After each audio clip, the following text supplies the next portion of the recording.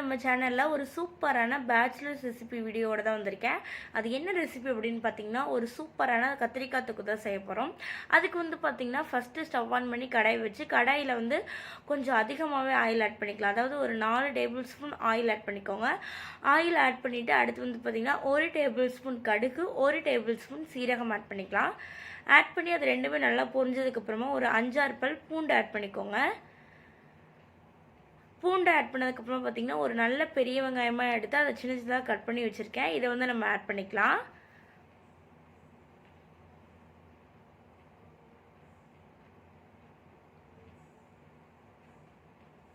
So வெங்காயம் பார்த்திங்கன்னா நல்லா வதங்கணும். இப்போ பார்த்திங்கன்னா உங்களுக்கு என்ன இவ்வளோ எண்ணெய் ஊற்றிருக்கு இந்த பொண்ணு அப்படின்னு நீங்கள் நினைக்கலாம். பட் இந்த எண்ணெய் பார்த்திங்கன்னா நீங்கள் லாஸ்ட்டில் பார்க்கும்போது ரொம்ப கம்மியாயிடும். ஸோ இது கத்திரிக்காய் தொக்கு அப்படிங்கிறதுனால நம்மளுக்கு எண்ணெய் கொஞ்சம் அதிகமாகவே தேவைப்படும். அப்போ தான் டேஸ்ட்டும் நல்லாயிருக்கும். ஸோ அடுத்து பார்த்திங்கன்னா 2 மீடியம் சைஸ் தக்காளி எடுத்து கட் பண்ணி ஆட் பண்ணியிருக்கேன். ஸோ வெங்காயம் தக்காளி இது ரெண்டுமே நல்லா வதங்கணும்.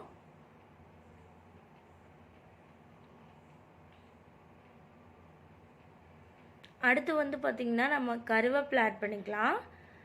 நீங்கள் கருவேப்பிலை ஆட் பண்ணிங்கனாலே நல்ல ஃப்ளேவர் வந்துடும்.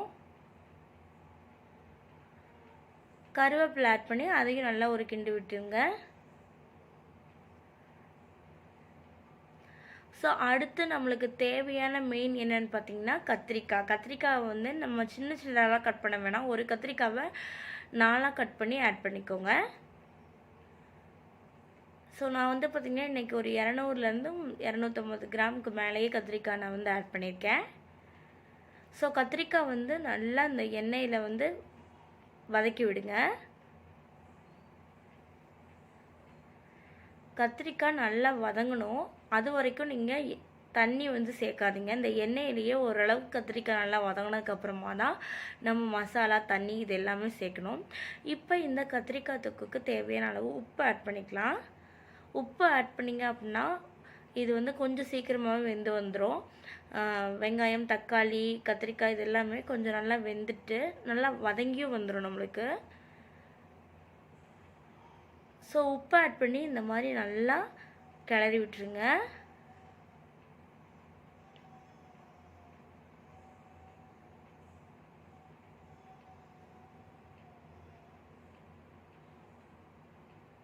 இப்போ நம்ம இதை எதையுமே டிஸ்டர்ப் பண்ணாமல் நம்ம மூடி போட்டு மூடி வச்சிடலாம். இது பார்த்திங்கன்னா நீங்கள் ஹை ஃப்ளேம்லேயும் இல்லாமல் லோ ஃப்ளேம்லேயும் இல்லாமல் மீடியம் ஃப்ளேமில் வச்சுருங்க. வச்சுட்டு நல்லா வதக்கி விட்டுருங்க.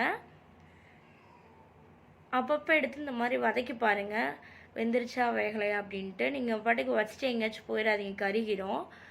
ஸோ இப்போ நான் பார்க்குறேன் பார்த்திங்களா, இந்த மாதிரி கரண்டி வச்சே பார்க்கலாம். பார்த்தோம்னா நல்லா கொஞ்சம் நசுங்குது. அதாவது கத்திரிக்காய் கொஞ்சம் நல்லா வதங்கியிருக்கு.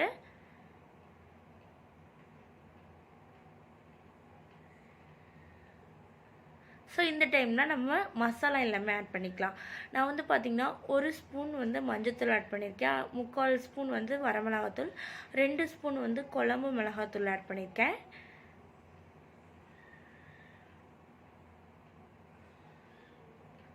அடுத்து பார்த்திங்கன்னா 1 ஸ்பூன் நம்ம மல்லித்தூள் ஆட் பண்ணிக்கலாம்.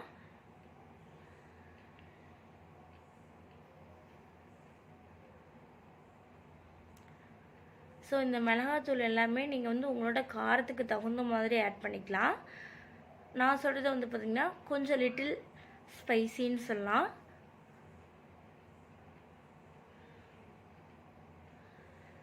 ஸோ ஆட் பண்ணிவிட்டு நல்லா வதக்கி விடுங்க.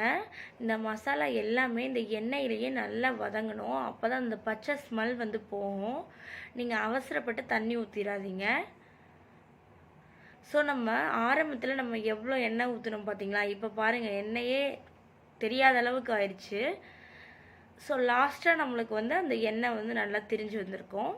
இப்போ பார்த்திங்கன்னா நம்ம ரொம்ப தண்ணியெலாம் சேர்க்கக்கூடாதுங்க. ஒரு குட்டி டம்ளரில் ஒரு 3/4 டம்ளர் தண்ணி சேர்த்தாலே போதும். இல்லைன்னா 1 டம்ளர் தண்ணி சேர்க்கலாம். சேர்த்து இந்த மாதிரி நல்லா மிக்ஸ் பண்ணி விட்டுருங்க.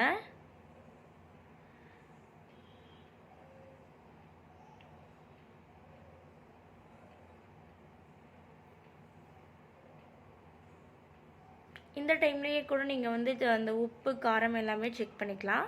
இப்போ நம்ம மூடி போட்டு மூடிட்டு நல்லா கொஞ்சம் சிம்லேயே வச்சிடலாம். வச்சிட்டோம் அப்படின்னா நம்மளுக்கு அந்த தண்ணி எல்லாம் வற்றி நல்லா நம்மளுக்கு கத்திரிக்காய் வந்து வெந்து வந்திருக்கும். ஸோ இப்போ வந்து பார்த்திங்கன்னா தெரியுதுங்களா, நல்லா அந்த நம்ம ஊற்றுன எண்ணெய் எல்லாமே மேலே வந்திருக்கு, மேலே நல்லா திரிஞ்சு வந்திருக்கு. நம்மளுக்கு கத்திரிக்காயுமே நல்லா சூப்பராக வெந்துருச்சு. ஸோ இப்போ வந்து நல்லா நம்ம கிண்டிக்கலாம். இது வந்து ஃபைனல் ஸ்டேஜு. கிண்டிட்டு நம்ம கரண்டிலே வந்து பார்த்திங்கன்னா இந்த மாதிரி கொஞ்சம் கொஞ்சமாக மசிச்சு விட்டுடலாம். மசிச்சு விட்டிங்கன்னா தொக்கு இன்னுமே நம்ம ரைஸ்லலாம் போட்டு சாப்பிட்றப்ப ரொம்ப டேஸ்ட்டாக இருக்கும். ஸோ அதனால தான் நான் இந்த மாதிரி பண்ணிகிட்ருக்கேன். ஸோ அவ்வளோதாங்க, நம்மளுக்கு சுவையான சூப்பரான கத்திரிக்காய் தொக்கு ரெடி ஆயிடுச்சு. இந்த கத்திரிக்காய் தொக்கை நீங்களும் உங்கள் வீட்டில் ட்ரை பண்ணி பார்த்துட்டு எப்படி இருந்துச்சு அப்படின்னு கீழே கமெண்ட்டில் சொல்லுங்கள்.